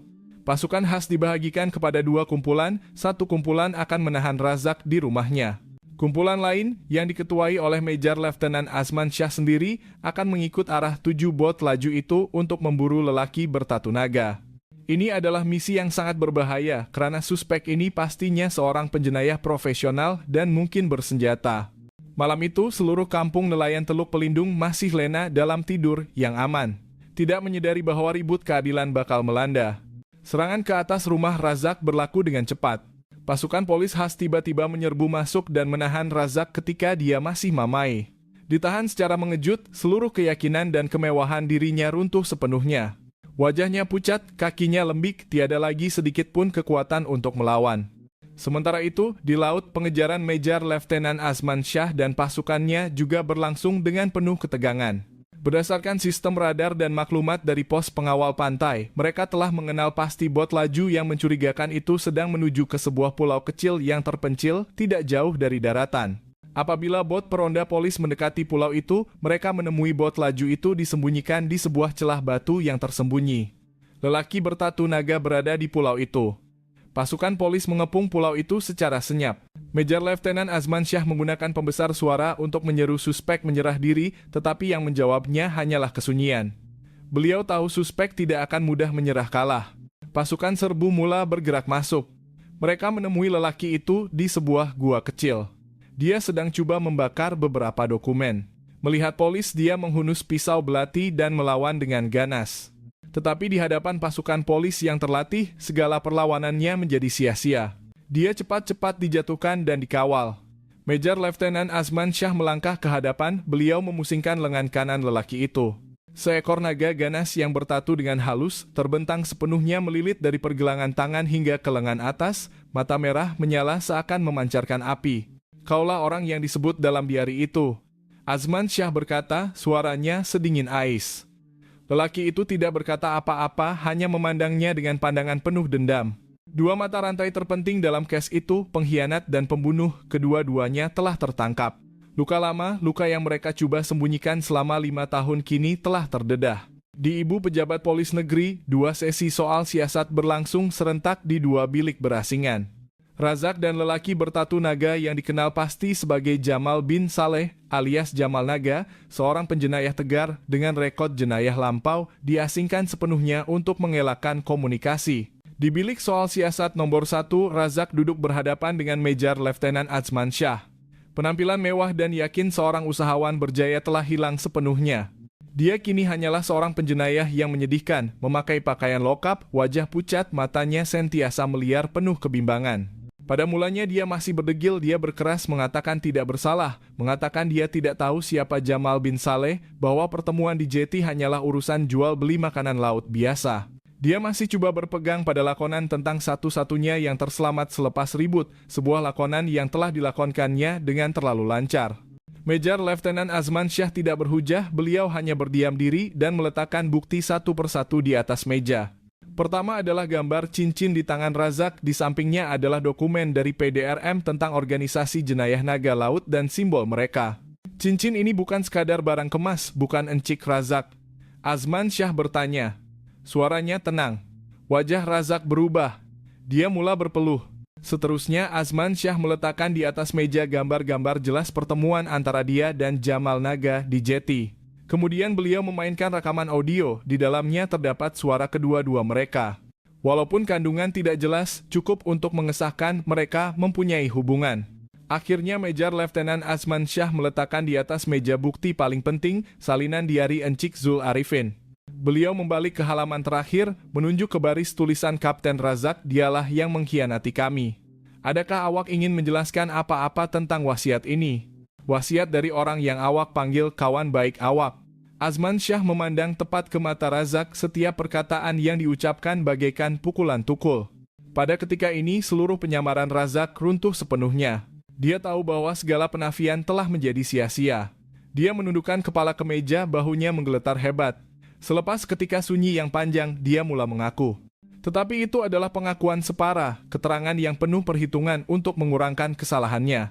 Dia mengaku sebagai ahli organisasi naga laut.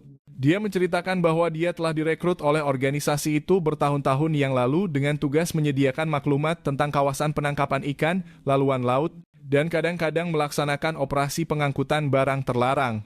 Dia mengaku perjalanan laut 5 tahun yang lalu adalah perangkap. Dia mengatakan bahwa organisasi naga laut telah mengetahui maklumat tentang kapal dagang yang karam melalui sumber lain. Tetapi karena lokasi kapal itu di sebuah teluk yang kompleks, mereka memerlukan nelayan berpengalaman untuk mendekatinya. Dia ditugaskan untuk mengumpulkan sekumpulan nelayan, menipu mereka dengan cerita tentang peta lama agar mereka melakukan kerja mengangkat artefak. Saya pada masa itu hanya pikir menipu mereka untuk bekerja upah saja. Razak teresak-esak. Saya tidak tahu organisasi itu akan bertindak sekejam itu. Saya juga dipaksa. Dia coba melukiskan gambaran seorang yang pasif, seorang bidak yang dimanipulasi oleh organisasi. Dia menuding semua kesalahan kepada Jamal Naga dan ketua-ketua yang tersembunyi. Apabila kami berjaya mengangkat artefak, saya telah melaporkan kepada organisasi mengikut arahan. Jamal Naga dan orang-orangnya telah muncul. Dialah yang memerintahkan untuk membunuh semua orang untuk menutup mulut. Saya telah memohon mereka melepaskan kawan-kawan saya, tetapi mereka tidak mendengar. Mereka malah mengancam untuk membunuh saya jika saya tidak mengikut arahan. Saya terlalu takut sehingga tidak berani berbuat apa-apa. Dalam versi cerita Razak, dia hanyalah seorang saksi yang tidak sengaja, seorang mangsa keadaan. Pembunuh tunggal adalah Jamal Naga dan rakan-rakannya. Selepas pembunuhan beramai-ramai, dia diberi sejumlah uang yang besar oleh organisasi dan diarah untuk mereka cerita tentang ribut untuk menutup segala-galanya. Dia mengatakan bahwa dia telah hidup dalam penderitaan dan rasa bersalah selama 5 tahun ini. Major Letnan Azman Shah mendengar dalam diam, mencatat semua keterangan. Beliau tahu Razak sedang berbohong, coba mengelakkan hukuman, tetapi keterangan ini, walaupun hanya separuh kebenaran, telah secara langsung mengakui sebuah kes pembunuhan yang mengerikan dan kewujudan organisasi naga laut. Ia juga telah menunjukkan rakan sejenayah yang lain. Dengan pengakuan awal di tangan, Azman Shah memberi isyarat kepada penyiasat lain untuk terus mengambil keterangan Razak. Sementara itu, beliau bergerak ke bilik soal siasat sebelah di mana Jamal Naga masih berdiam diri. Konfrontasi penentuan akan berlaku tidak lama lagi. Jamal Naga duduk di kerusi, kedua-dua tangannya digari, wajahnya keras dan mencabar. Dia adalah penjenayah profesional, sudah terlalu biasa berhadapan dengan polis. Dia percaya bahwa selagi dia tidak membuka mulut, polis tidak akan dapat berbuat apa-apa kepadanya. Major Letnan Azman Shah tidak banyak bertanya, beliau hanya meletakkan perekam suara di atas meja lalu memainkan sebahagian daripada keterangan Razak. Rekaman itu hanya mengandungi bunyi tangisan teresak-esak dan tuduhan-tuduhan yang jelas. Jamal Naga sendiri yang memerintahkan untuk membunuh semua orang. Saya telah memohon tetapi dia tidak mendengar. Dia adalah syaitan jahat. Mendengar suara dan kata-kata rakan sejenayahnya, orang yang telah bersamanya mengharungi hidup dan mati, wajah Jamal Naga perlahan-lahan berubah. Kesunyian dan kekerasan hilang, digantikan dengan rasa terkejut, kemudian cepat bertukar menjadi kemarahan yang meluap-luap. Kedua-dua tangannya yang besar digenggam menjadi penumbuk, urat-urat hijau menonjol. Anjing jahanam, dia mengaum. Raungan seekor binatang yang dikhianati. Si celaka itu, dia sendiri yang mencelakakan aku. Dia berani menuding semua kesalahan kepada aku seorang diri. Tembok kesunyian akhirnya runtuh dengan cara yang tidak disangka-sangka. Taktik psikologi penyiasat telah berjaya sepenuhnya. Dikhianati oleh rekan sejenayahnya sendiri, Jamal Naga tidak lagi mempunyai apa-apa untuk hilang. Dia memutuskan untuk mendedahkan segalanya untuk menyeret Razak bersama ke dasar jenayah. Dia mendedahkan bahwa bukan sahaja dia dan Razak, tetapi juga seorang tycoon yang tersembunyi, orang yang telah membiayai dan merancang seluruh perjalanan itu. Dia juga mendedahkan tempat menyembunyikan artefak yang dirampas. Dia kata, saya syaitan jahat. Baik, saya akan tunjukkan kepada tuan-tuan bahwa Razak dan juga tycoon tua itu jauh lebih kejam daripada saya berkali-kali ganda. Keterangan Jamal Naga telah membuka babak baru yang lebih gelap dan kompleks dalam case itu. Kemarahan Jamal Naga yang dipicu oleh pengkhianatan Razak telah meruntuhkan sepenuhnya tembok kesunyian yang telah dibinanya dengan susah payah. Dalam kemarahan yang meluap-luap, dia telah mendedahkan versi cerita yang sama sekali berbeza, versi di mana peranan Razak tidaklah sesedih yang dia gambarkan. Menurut Jamal Naga, Razak sendiri adalah orang yang secara aktif mencadangkan rancangan untuk membersihkan seluruh kumpulan nelayan untuk merampas artefak itu secara eksklusif dan menutup mulut. Razak berpendapat bahwa orang-orang ini semuanya kawan dan jiran, jika dibiarkan hidup dan kembali dengan sejumlah uang yang besar, cepat atau lambat pasti ada yang mabuk dan membocorkan rahasia itu. Kehadiran mereka adalah bahaya yang berpotensi bagi seluruh organisasi. Dia lebih kejam daripada saya, Jamal Naga menggerutu. Sekurang-kurangnya saya membunuh orang asing, tetapi dia sanggup membunuh orang-orang yang memanggilnya abang, kawan baik. Keterangan yang bercanggah antara dua penjenayah itu menimbulkan persoalan besar bagi pasukan khas. Siapa yang bercakap benar, siapa yang berbohong? Tetapi tidak kira apapun peranan mereka, hakikat yang tidak dapat dinafikan adalah kedua-duanya telah bersama-sama terlibat dalam jenayah yang kejam. Lebih penting lagi, keterangan Jamal Naga telah mendedahkan petunjuk yang sangat penting, tempat menyembunyikan artefak itu. Dia mendedahkan bahwa selepas merompak artefak itu, mereka tidak berani menyeludupnya keluar negara dengan segera karena takut dikesan. Mereka telah menyembunyikan seluruh artefak di sebuah pulau kecil yang terpencil tanpa nama di peta, terletak di kawasan terpencil di lautan. Serta-merta, Major Letnan Azman Shah mengetuai pasukan besar mengiringi Razak dan Jamal Naga dalam dua bot yang berasingan, terus menuju ke pulau terpencil yang disebut oleh Jamal. Beliau mahu mereka menunjukkan lokasi secara langsung, mengelakkan mereka sengaja memberikan keterangan palsu untuk melengahkan massa.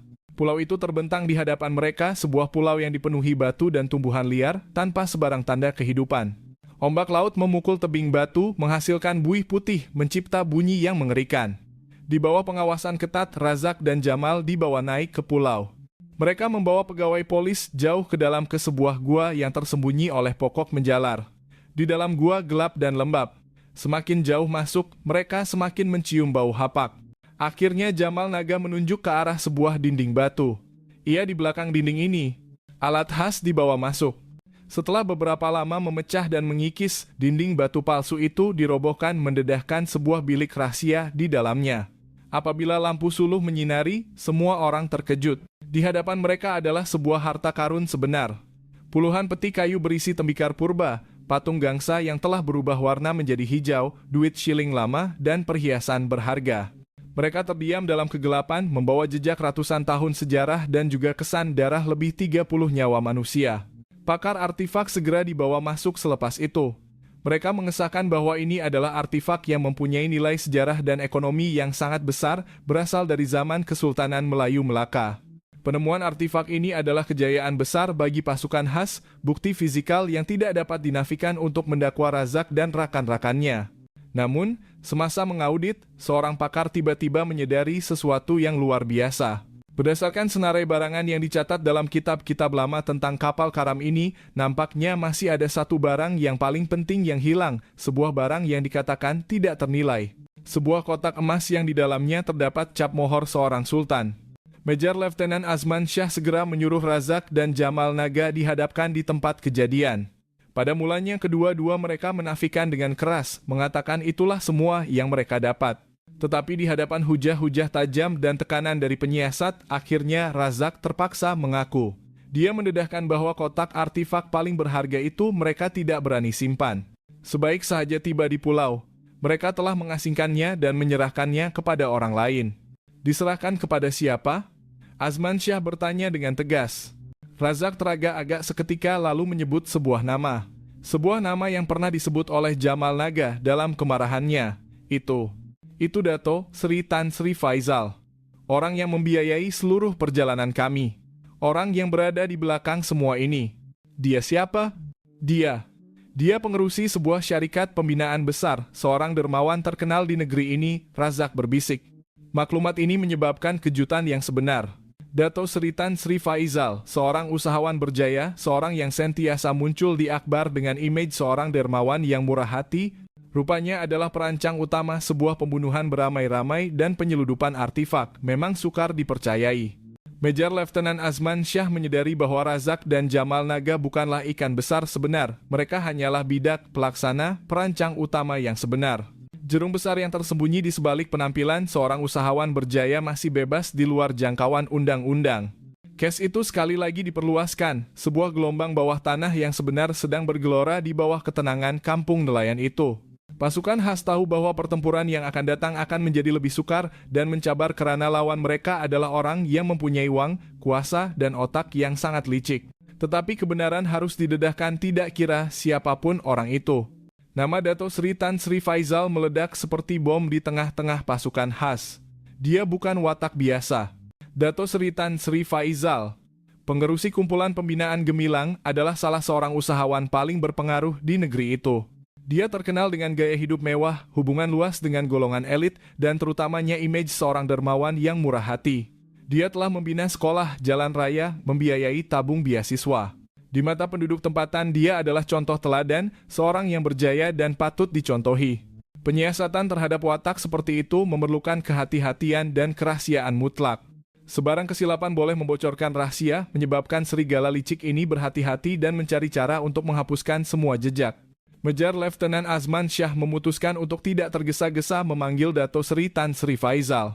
Beliau perlu mengumpulkan bukti yang cukup agar apabila bertindak, dia tidak lagi mempunyai ruang untuk menafikan.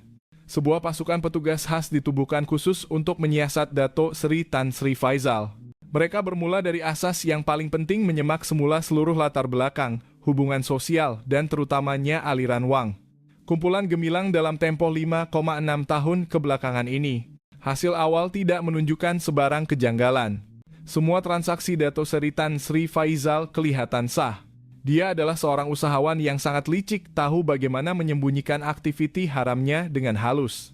Namun, para penyiasat telah menemui satu perkara yang mencurigakan.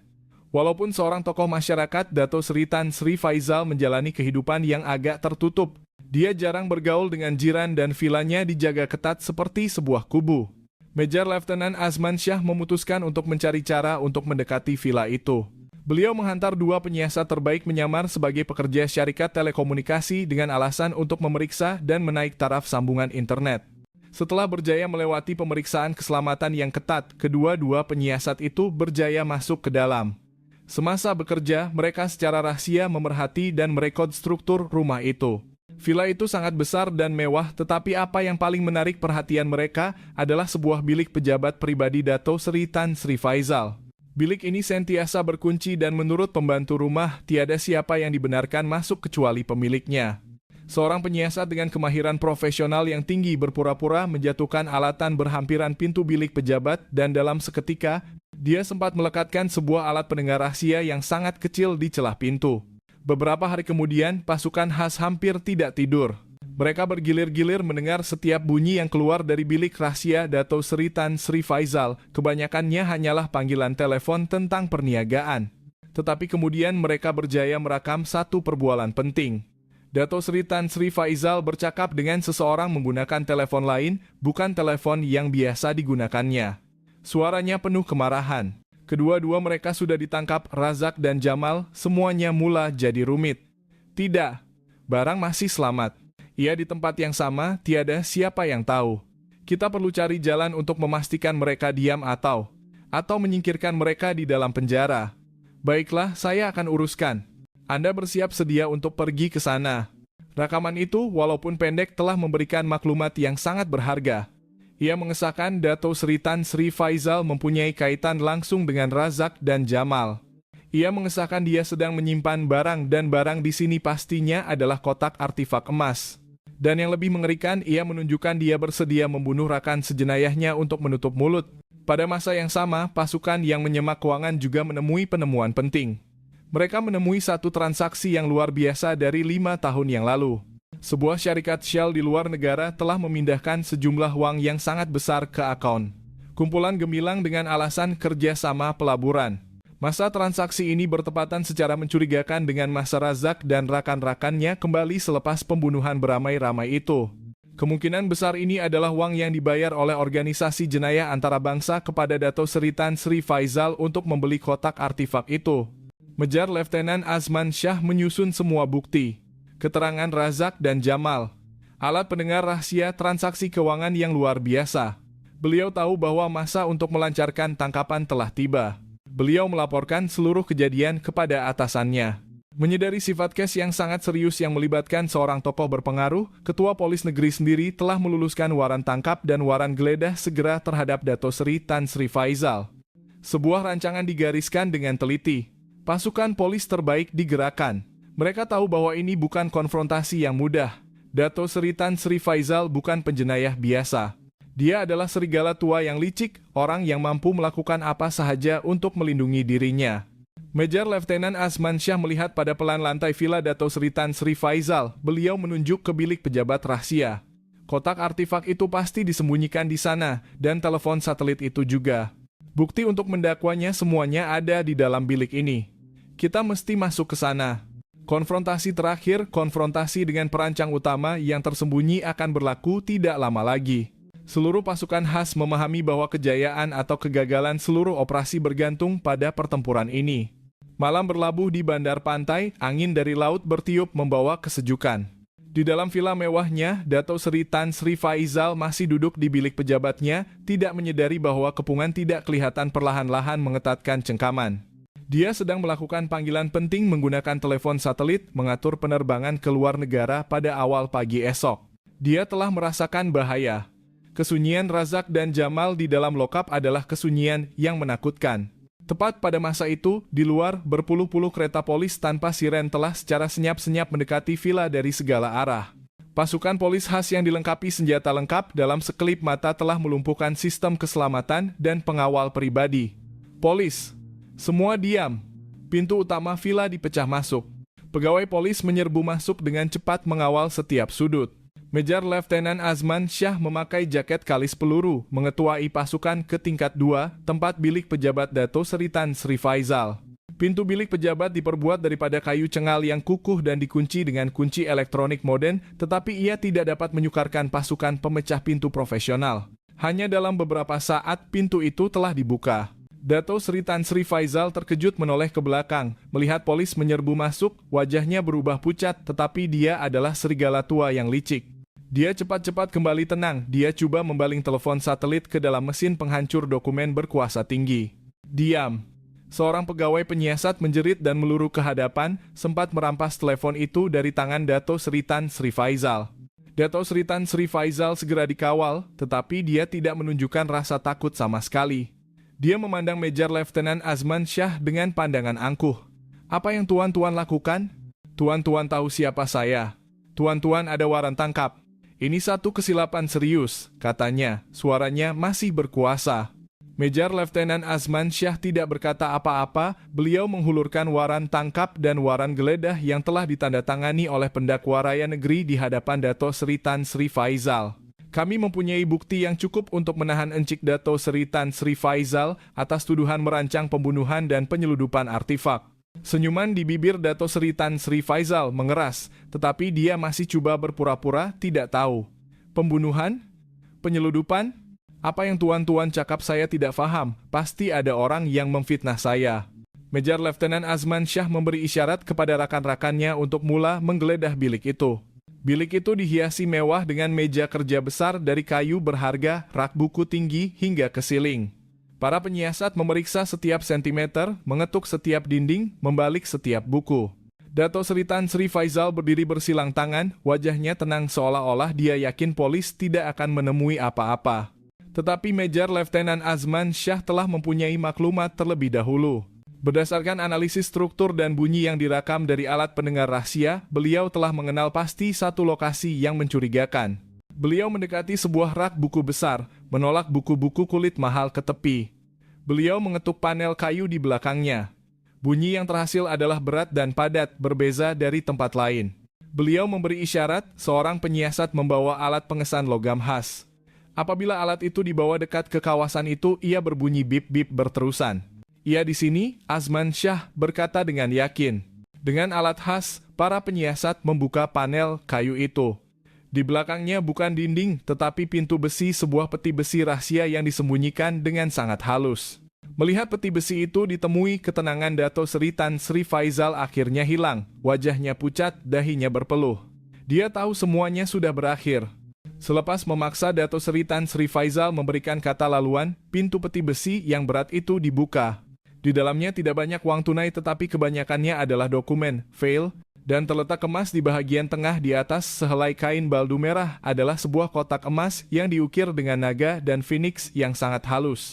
Kilauan emasnya memancar dalam cahaya lampu, sebuah keindahan yang memukau, sebuah keindahan yang telah dibayar dengan lebih 30 nyawa manusia. Major Letnan Azman Shah dengan berhati-hati memakai sarung tangan, mengangkat kotak itu. Di samping itu, beliau menemui dokumen tentang transaksi dengan rakan kongsi asing, kontrak-kontrak yang disulitkan. Inilah bukti yang tidak dapat dinafikan tentang sebuah rangkaian penyeludupan artifak rentas negara. Beliau menoleh kembali memandang Dato Sri Tan Sri Faizal. Sekarang, adakah Tuan masih ingin berkata apa-apa? Dato Sri Tan Sri Faizal menundukkan kepala, seluruh tubuhnya menggeletar. Penyamaran seorang usahawan berjaya, seorang dermawan telah runtuh sepenuhnya mendedahkan wajah sebenar seekor syaitan jahat. Dia mula mengaku, dia mengakui semuanya. Dia menceritakan bahwa dia telah dihantui oleh kisah harta karun di kapal karam itu sejak muda. Dengan uang dan kuasa, dia telah menyogok beberapa pegawai untuk mendapatkan dokumen rahasia tentang lokasi kapal itu. Dia telah merekrut Razak, Jamal, dan beberapa kaki tangan lain untuk menubuhkan organisasi naga laut untuk melaksanakan rancangannya. Dia telah membiayai perjalanan Razak. Apabila Razak melaporkan telah menemui harta karun, dia telah menghantar Jamal Naga untuk membersihkan mereka. Dialah yang memerintahkan untuk membunuh semua orang, karena dia berpendapat orang mati tidak dapat bercakap. Setelah memiliki kotak artifak itu, dia telah menjualnya kepada sebuah organisasi jenayah antarabangsa dengan harga yang sangat besar. Uang itu telah membantunya membina seluruh empayar perniagaan. Tetapi hari ini, dia yang telah hidup dalam kemewahan dan kegemilangan itu adalah di atas darah nelayan-nelayan yang tidak bersalah. Pengakuan Dato Sri Tan Sri Faizal telah mendedahkan seluruh konspirasi yang mengerikan. Sebuah jenayah yang disembunyikan dengan sempurna selama bertahun-tahun. Jerung besar itu akhirnya telah tertangkap. Konfrontasi telah berakhir dan keadilan sudah hampir tiba.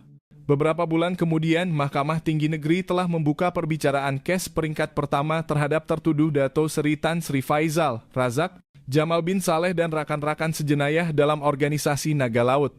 Kes jaring maut dengan butiran jenayah yang kejam, tidak berperi kemanusiaan, melanggar segala batasan moral dan kemanusiaan, telah menyebabkan kejutan dahsyat di kalangan masyarakat seluruh negara. Perbicaraan itu menarik perhatian khas berpuluh-puluh agensi media dan orang ramai. Sejak awal pagi, kawasan sekitar mahkamah telah sesak dengan orang ramai. Ahli keluarga lebih 30 mangsa, memakai pakaian serba putih dan membawa gambar arwah, telah hadir. Mereka datang bukan sahaja untuk menyaksikan perbicaraan, tetapi juga untuk menuntut keadilan bagi orang-orang yang telah meninggal. Tangisan teresak-esak, pandangan penuh kebencian tertumpu ke arah pintu pagar mahkamah di mana penjenayah akan menghadapi hukuman. Di dalam bilik mahkamah, suasana tegang. Ibu bapak tua, istri dan anak-anak mangsa duduk di barisan hadapan, memeluk erat gambar orang tersayang. Mata mereka cekung kerana kesedihan dan malam-malam tanpa tidur. Mereka telah menunggu terlalu lama untuk hari ini, hari keadilan ditegakkan. Di hadapan kandang tertuduh, penjenayah-penjenayah yang dulunya berkuasa kini tunduk malu, tidak berani mengangkat muka melihat sesiapa. Dato Sri Tan Sri Faizal, Taikun yang suatu ketika dahulu dihormati, kini kurus kering, rambutnya memutih, kemegahan telah lenyap. Hanya tinggal ketakutan. Razak dan Jamal Naga berdiri jauh antara satu sama lain, tidak sekalipun saling mengerling. Ikatan persahabatan jenayah telah mati, hanya tinggal kebencian dan dendam. Di mahkamah, wakil pendakwa raya telah membentangkan sebuah pertuduhan yang jelas panjang berpuluh-puluh muka surat. Mendedahkan seluruh proses jenayah tertuduh dari saat merancang untuk menipu mangsa sehingga tindakan pembunuhan beramai-ramai dan pelupusan mayat secara kejam. Bukti-bukti satu persatu dikemukakan. Keterangan Pak Cik Karim, orang tua yang berani membuat laporan, diari Encik Zul Arifin yang penuh air mata, gambar-gambar mengerikan lebih 30 tengkorak yang diangkat dari dasar laut, laporan keputusan ujian DNA yang tidak dapat dinafikan. Dan akhirnya adalah bukti-bukti yang diperoleh dalam penangkapan Dato Sri Tan Sri Faizal, kotak artifak emas, telepon satelit, dokumen-dokumen transaksi haram. Apabila gambar-gambar tempat kejadian, gambar-gambar tengkorak dipaparkan di skrin besar, seluruh bilik mahkamah diselubungi kesunyian yang menyesakan. Tangisan ahli keluarga mangsa sekali lagi bergema, memecah kesunyian Dewan Perbicaraan yang mulia. Ramai yang tidak dapat menahan diri daripada mengeluarkan kata-kata makian, menyumpah seranah kekejaman mereka. Dalam sesi perdebatan, peguam-peguam tertuduh semuanya coba mengemukakan hujah-hujah untuk memohon pengurangan hukuman. Peguam Razak dan Jamal coba menuding jari kepada Dato Sri Tan Sri Faizal sebagai perancang utama, mendakwa anak guam mereka hanya orang yang dipengaruhi, dipaksa. Peguam Dato Sri Tan Sri Faizal pula berhujah bahwa anak guamnya telah memberikan kerjasama penuh, mempunyai banyak sumbangan kepada masyarakat, memohon mahkamah mempertimbangkan. Tetapi semua pembelaan itu menjadi sia-sia dan tidak masuk akal di hadapan bukti yang terlalu jelas, di hadapan kesedihan yang terlalu mendalam ahli keluarga mangsa. Setelah bersidang, majelis hakim telah menjatuhkan keputusan akhir. Pengerusi mahkamah dengan suara yang tegas dan jelas membaca hukuman. Perbuatan jenayah tertuduh adalah sangat serius, terancang, kejam, dan tidak berperi kemanusiaan. Berpunca dari ketamakan yang tidak berkesudahan. Tertuduh telah tanpa belas kasihan membunuh lebih 30 nyawa manusia, orang-orang yang jujur, tiang keluarga. Jenayah tertuduh bukan sahaja meragut nyawa mangsa tetapi juga menyebabkan kesedihan yang tidak dapat diobati kepada keluarga mereka, menyebabkan kejutan masyarakat dan menghakis kepercayaan terhadap moral sosial. Berdasarkan peranan, sifat, dan tahap jenayah setiap tertuduh, mahkamah mendapati tertuduh Dato Sri Tan Sri Faizal adalah perancang utama, dalang yang telah merancang dan mengarahkan seluruh jenayah. Tertuduh Razak adalah pengkhianat, pembantu aktif yang telah secara langsung menipu kawan-kawannya ke arah kematian. Tertuduh Jamal bin Saleh adalah orang yang secara langsung melaksanakan pembunuhan secara kejam. Jenayah tertuduh perlu dihukum dengan hukuman yang paling berat untuk memastikan keberkesanan undang-undang dan mendapatkan keadilan bagi mangsa-mangsa. Pengerusi mahkamah berhenti seketika lalu dengan lantang mengumumkan hukuman. Mahkamah menjatuhkan hukuman tertuduh Dato Sri Tan Sri Faizal bersalah atas tuduhan pembunuhan dan penyeludupan, hukuman keseluruhan hukuman mati. Tertuduh Razak bersalah atas tuduhan pembunuhan dan penipuan untuk mendapatkan harta, hukuman keseluruhan hukuman mati. Tertuduh Jamal bin Saleh bersalah atas tuduhan pembunuhan, hukuman keseluruhan hukuman mati. Tertuduh-tertuduh lain dalam rangkaian itu juga menerima hukuman penjara seumur hidup dan puluhan tahun penjara. Apabila hukuman diumumkan, seluruh bilik mahkamah pecah riuh. Tepukan kedengaran, bercampur dengan tangisan teresak-esak kegembiraan ahli keluarga mangsa. Mereka berpelukan, menjerit nama orang tersayang mereka. Keadilan, walaupun lambat, akhirnya telah ditegakkan. Dato Sri Tan Sri Faizal, Razak, dan Jamal bin Saleh rebah di mahkamah. Wajah mereka pucat dan kosong, hukuman mati bagaikan pukulan terakhir yang mengakhiri kehidupan jenayah mereka. Mereka diiringi oleh pegawai polis keadilan seperti mayat hidup. Kes itu telah berakhir tetapi kesedihan dan parut yang ditinggalkannya akan kekal dalam ingatan penduduk kampung nelayan Teluk Pelindung. Selepas perbicaraan berakhir, satu tugas kemanusiaan terakhir telah dilaksanakan. Dengan keputusan ujian DNA dan pengenalan oleh ahli keluarga, identiti semua mangsa telah dikenal pasti. Lebih 30 rangka manusia yang tidak lengkap telah disusun semula dengan teliti oleh pakar forensik dan diserahkan kepada keluarga mereka. Kampung nelayan Teluk Pelindung dan kampung-kampung berhampiran diselubungi suasana berkabung. Majelis pengebumian beramai-ramai diadakan. Bunyi gendang dan seruling yang menyayat hati, tangisan yang memecah kesunyian bergema di seluruh kampung pantai yang aman. Lebih 30 keranda disusun dalam barisan panjang, diselimuti bunga putih, perlahan-lahan dibawa ke tempat persemadian terakhir. Seluruh kampung, dari orang tua hingga kanak-kanak, keluar ke jalan raya untuk menghantar nelayan-nelayan malang itu. Mereka bukan sahaja mangsa sebuah jenayah, mereka juga adalah ayah, suami, anak, saudara, bahagian yang tidak terpisahkan dari komuniti ini. Pemergian mereka adalah kehilangan yang terlalu besar. Keluarga mangsa, walaupun berduka cita teramat sangat, tetapi dalam hati mereka ada sedikit ketenangan. Sekurang-kurangnya orang tersayang mereka telah kembali ke tanah air dikebumikan dengan sempurna. Sekurang-kurangnya penjenayah telah menerima balasan. Major Letnan Azman Shah dan pasukannya juga hadir di majelis peringatan itu. Beliau tidak memakai seragam, hanya berdiri senyap di sudut melihat gambar-gambar mangsa. Wajah mereka semua kelihatan baik hati, jujur. Mereka hanya mempunyai impian yang sederhana, kehidupan yang lebih selesa. Tetapi impian itu sendiri telah disalahgunakan dan dihancurkan oleh ketamakan dan kekejaman orang lain. Puan Aisyah, istri Encik Zul Arifin, menghampiri Major Letnan Azman Shah. Matanya masih bengkak karena menangis, tetapi wajahnya kelihatan lebih tenang. Dia memegang tangan beliau, suaranya menggeletar. Terima kasih, tuan-tuan. Terima kasih karena tidak berputus asa, karena telah mendapatkan keadilan semula bagi suami saya dan semua orang. Jasa ini keluarga kami tidak akan lupakan. Major Letnan Azman Shah hanya menggelengkan kepala, suaranya perlahan. Ini adalah tanggung jawab kami, Puan. Cuma kami menyesal tidak dapat membawa mereka pulang hidup-hidup. Sebuah kubur besar telah dibina di tanah perkuburan kampung, di atasnya terukir nama semua mangsa. Ia akan menjadi tugu peringatan tentang tragedi mengerikan, tentang kerapuhan kehidupan manusia di hadapan ketamakan yang tidak berkesudahan. Beberapa hari kemudian, apabila segala-galanya telah sedikit reda, Major Letnan Azman Shah kembali ke kampung nelayan itu sekali lagi sebelum kembali ke unitnya. Beliau berdiri di jeti di mana segala-galanya bermula, memandang ke laut. Laut masih biru, ombak masih memukul, bot-bot masih pergi ke laut, kehidupan seolah-olah masih berterusan. Pak Cikarim, nelayan tua yang telah menarik jaring maut itu, datang berdiri di sampingnya. Dia menghulurkan sebatang rokok kepadanya. Kedua-dua lelaki itu berdiri senyap, menghirup asap rokok, memandang ke laut yang luas. Laut ini memberikan banyak kepada manusia, tetapi juga mengambil banyak. Pak Cikarim tiba-tiba berkata. Suaranya serak. Tetapi yang paling menakutkan bukanlah laut, tetapi hati manusia. Major Letnan Azman Shah mengangguk. Dia merasa lega karena telah menyelesaikan tugasnya, karena telah menyelesaikan sebuah kes besar. Tetapi jauh di dalam hatinya masih ada kerisauan. Keadilan telah ditegakkan, tetapi luka-luka, kehilangan yang disebabkan oleh jenayah itu tidak akan pernah sembuh. Walaupun mangsa-mangsa telah kembali, kisah mereka, kesedihan mereka tidak akan pernah dilupakan. Major Letnan Azman Shah kembali ke ibu pejabat. Bilik pejabatnya masih berselerak dengan file-file case. Beliau duduk membancuh secerek teh pekat, bau teh panas merebak tetapi tidak dapat menghilangkan kesejukan di hatinya. Beliau memandang keluar tingkap, bandar telah terang dengan lampu tetapi pikirannya masih di kampung nelayan Teluk Pelindung di lautan luas. Beliau mengimbas kembali seluruh proses penyelesaian kes dari saat menerima laporan pertama hingga ketika tengkorak-tengkorak diangkat, kemudian diari, cincin, dan konfrontasi dengan syaitan berbulu manusia. Setiap butiran, setiap petunjuk kembali dengan jelas.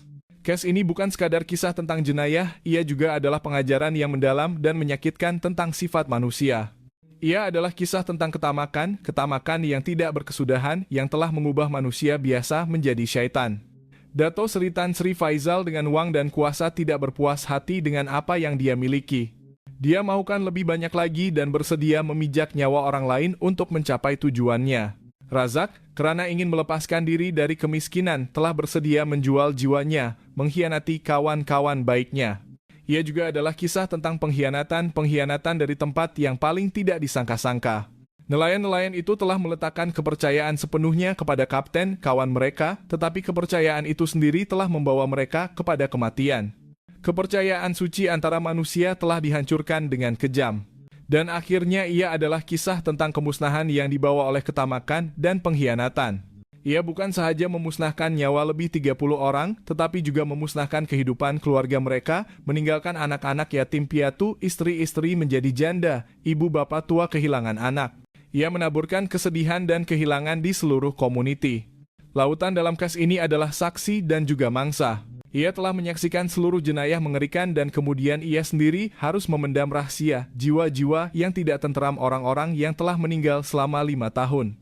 Laut masih aman, masih damai seperti dulu, tetapi kini di mata Azman Shah, ia membawa kesedihan yang mendalam, sebuah rahasia yang mengerikan. Beliau teringat kata-kata Pak Cik Karim, yang paling menakutkan bukanlah laut, tetapi hati manusia.